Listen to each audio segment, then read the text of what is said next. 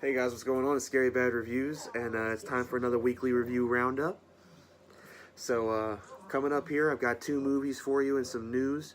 The first movie you'll see I did in kind of a different way, and the second movie was an immediate reaction, and I've got some news right after it. So, thanks for tuning in. Alright, guys, so a little bit different setting. It's been a decent night, had a few. And decided to sit down and kind of do a beer review of a really goofy movie. So I sat down and I watched The Sand. It came out 2015. It says it has an IMDb rating of 3.8 out of 10. Within our nice little spoiler-free section, this movie was goofy as hell. I mean, it really kind of exaggerated every aspect of a B movie that there is, especially with sci-fi channel movies that have been coming out recently. The first 10 minutes is this back and forth, like trying to get this juxtaposition to set the plot up of like, oh, there's an alien that's taking over the sand, like, oh, there's teenagers partying out in the sand that are probably going to die and get attacked by it. As expected, the dialogue is terrible. The plot line has been kind of used before for other monsters. The acting is bad on top of the bad dialogue already written. The monster itself doesn't look good because it's very cheap CGI, like even cheaper than sci-fi original movies. But the idea isn't bad. Like, having a monster that's literally the sand itself isn't a bad idea. And the scenes where people get attacked by it, having these little hairs come out of the sand is kind of cool to see. And there's a little bit of fun in there for people who enjoy gore throughout the movie. I'm not going to get too deep into that. One thing that I do want to bring up actor-wise, the dude that plays the character Mitch, he kind of creates this now triangle of people. So you originally had Grayson Allen looks like Ted Cruz, and Ted Cruz looks like Grayson Allen. Well, now we're going to add Mitch into this equation. So now you're going to have this nice little triangle of Grayson Allen looks like Ted Cruz, looks like Mitch, who looks like Grayson Allen. So I'm going to try to add in a little triangle here of images of these three so you can see. Because he didn't do a better job. Like, he already looks goofy, and then he acted really goofy. So it just kind of added into the fact. Spoiler-free review. It's difficult for me to kind of review these movies fair because I hold goofy B movies to a different standard.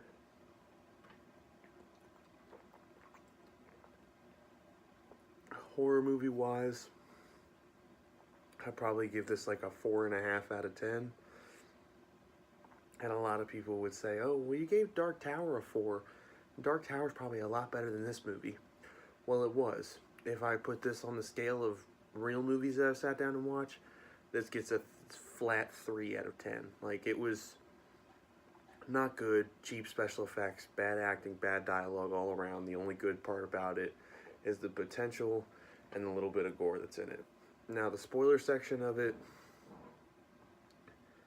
the story just kind of drags on. Like, the plot that they're trying to put and the serious points that they try to put up throughout really don't work. They try to add this drama in between all these teenagers of, like, who's dating who loves who, and it doesn't work at all. I mean, there's not very much to say about the spoiler section. It's a monster movie. You know a bunch of people are going to die. I was honestly surprised that the two minorities in the movie don't go first, because it's kind of a rule in horror movies, as much as I don't want to say it, and as much as it makes me sound inconsiderate. People have made fun of the fact before that horror movies kill off minorities first. They didn't do that in this movie, but like all horror movies, there's only 1 or 2 people who survive. They make the 2 girls that have been arguing the whole movie survive. They kill everybody else in the same kind of generic way. The full-fledged monster that you see for a second at the end while he's swimming toward a different beach, doesn't look that good. Swimming towards another beach makes it seem like there's going to be a sequel. I don't really want a sequel. It was goofy enough as it is. If I saw this movie on Sci-Fi, like the channel on TV, I'd probably watch it and have a good laugh. I had a couple laughs here or there where they weren't intentional. Like I said earlier, on a horror movie scale, it's probably like a 4 or a 4.5. On a real movie scale, it's a 3. It's not a very good movie, but it's very laughable, especially when you have a couple of these bad boys. So,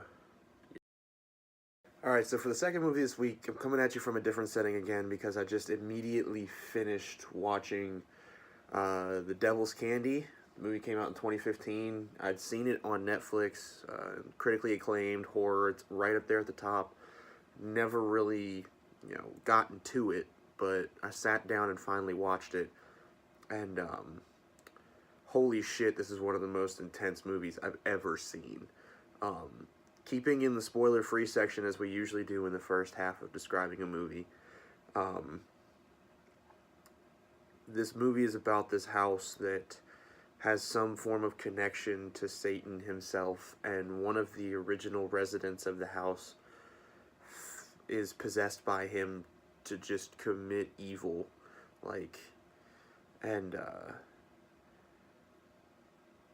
after he kind of leaves the house and the house is sold to another family, the father of the family being an artist, the mother a hairstylist, and they have a daughter who's in about middle school. The father starts experiencing connections to the former resident, in that anytime the former resident does something evil, the father sees it and his body just begins to paint it without him knowing. There's a lot of incredible parts of this movie. I mean, to start it off, the use of metal music throughout is awesome. There's great songs all the way through.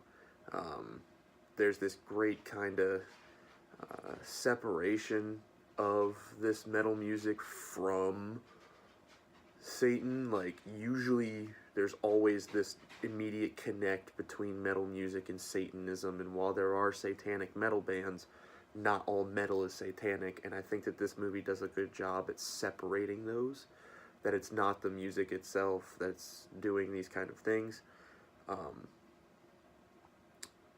And just the use of that throughout, and at the very beginning of the movie, in the opening scene, and throughout a couple later scenes, just the absolute brutal noise of an amp turned as high up as it can go, playing the same repeated chord on an electric guitar to try to drown out these voices that are speaking to this guy. It was an amazing artistic choice, and it catches your attention every time it hits your speakers, and it's just eerie and unsettling, and at the same time you just keep getting pulled back into it because of this noise. Imagery throughout the movie is insane. The movie takes place in Texas, so it's all these, they make it so it's this house on this huge land. There's planes all over the place, and it's, the imagery of the paintings that he makes fits right into the story.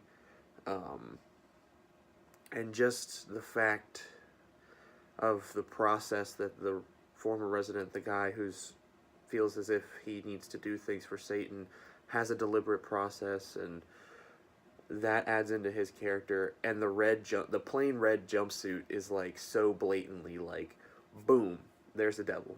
It's such a good little touch. Spoiler-free review, I'm going to give this movie a solid 9. The only difficulty I have with it is that it's pretty short. It's just a couple seconds short of an hour and 20 minutes. I would like to see them maybe have 10 to 15 more minutes into it, because I feel that there's a B plot in it that they should have explored more. But I did not expect this movie to be this good. Holy shit.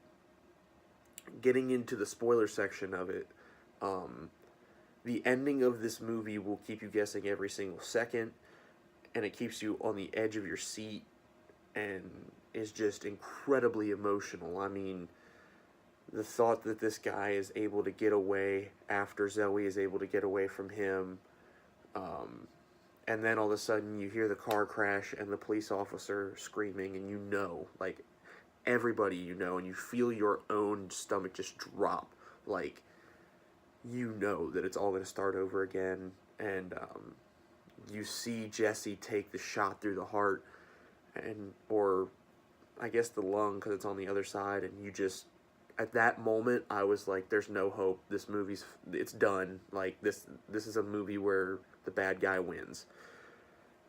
When the mom takes a bullet to the leg, when he starts setting,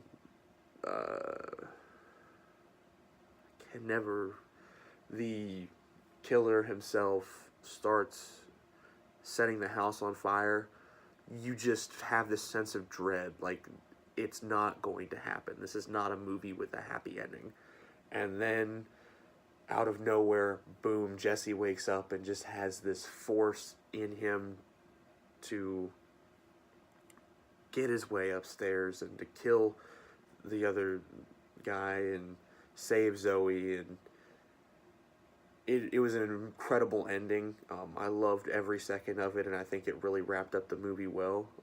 The B plot that I spoke about earlier in the spoiler-free section, now that I can kind of spoil it, I don't think they spent enough time on the whole idea of, like, him and the guy who owned the painting gallery. I think that there was a distinct connection that guy could have been similar to the killer, and that he has this personal connection with Satan, and that's why he was interested in the work he was making. And I don't think that was explored really at all. But I mean, it's a very tight-knit cast. I mean, there may have been 8, if even, people who had lines in the movie. I mean, it was super tight-knit, it was super compacted, streamlined, and everything. And there was never a moment where the emotion wasn't felt, the dialogue wasn't complete. It's difficult because I don't like giving movies 10s, and I don't like giving movies 1s, so that's the only thing that keeps me from giving this movie an even higher rating of a 9.5, is that, for me personally, a 9.5 is like, whew. So I think that the just kind of abandonment of that B plot is what keeps it from succeeding even further, but, like, you can't even pin down what kind of movie this is. Like, you can't pin it as a supernatural horror, you can't pin it down as a slasher movie. I mean, it's just intense, and I have to say that if you don't watch horror movies regularly, or, serious thrillers and stuff like that, if you're not seasoned, you probably won't make it through the movie. I mean, it was very intense for me to see, and this is what I do with my spare time. So unless you're, like, an avid horror, suspense, thriller type person, you're not going to make it through this movie. But if you do, you'll understand how just, like, insane and intense it is. And I loved watching every minute of it, and I would be glad to rewatch it with anybody. So to finish up this week, I wanted to talk about a little bit of movie news. 2 big things that I want to talk about, one being absolutely massive and the other being kind of a smaller thing that I thought was awesome. The first thing that I want to talk about is the entirety of this Rotten Tomatoes scandal with John Travolta's new movie, Gotti. So, looking at numbers-wise for everything, when there were a few professional critic reviews on Gotti on Rotten Tomatoes, it had a 0%. It still holds a 0% for professional critic reviews. The movie is apparently awful, boring, nobody has enjoyed it. Opening weekend, the movie made $1.75 million. So, if you average that out, movie tickets are usually in the vicinity of $10 per ticket. So, if you want to crunch down the numbers, you're talking about 175,000 people in the United States going to see it. Nobody went and saw it. But, come Monday after that opening weekend, the movie had 7,000 user reviews and was sitting at a 70%. Now, here's the thing. There are a lot of movies that do better with audiences than critics, and there are movies that do better with critics than audiences, like I talked about last week with Hereditary. But these numbers are absolutely absurd. If you want to take a comparison, Incredibles 2 came out that same weekend that Gotti did. Incredibles 2 over that weekend made $185 million. So you're looking at, what would it be? Roughly 18.5 million people having gone and seen it, right? $10 a ticket. And it had 4,000 user reviews, 3,000 less than Gotti, with an astronomical number higher of people going to see it. That's where kind of suspicion began to come up, because why does this movie have so many reviews? I mean, it almost had, you're talking about Avengers Infinity War, which is now just crossed the $2 billion threshold, looking at like 8,000 or so user reviews. Like, it's getting close to the number of reviews that Infinity War had. How? If no one's going to see this, then who's reviewing it? And that kind of brings up this idea of, well, maybe because of the use of user reviews, we are going to have production companies, when a movie is not succeeding, start to make fake accounts on Rotten Tomatoes to try to boost its scores and to get people to go see their movie. Because if Rotten Tomatoes has such a strong role in movie going and movie watching, even at home nowadays, I don't necessarily like how big of a role it plays. I think that there's a lot of times that there are movies that disagree with both critics and audience scores on it. But, you know, I still use it because that's the biggest one that we have.